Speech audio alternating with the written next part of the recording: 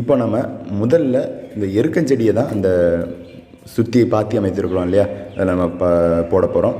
சுற்றிலும் நம்ம நிறைய இதில் கிட்டத்தட்ட ஒரு 5லேருந்து 7 கிலோ வரைக்கும் இருக்கும்னு நினைக்கிறேன். அந்த அளவில் இந்த எருக்கஞ்செடி எடுத்துகிட்டு வந்திருக்கேன்.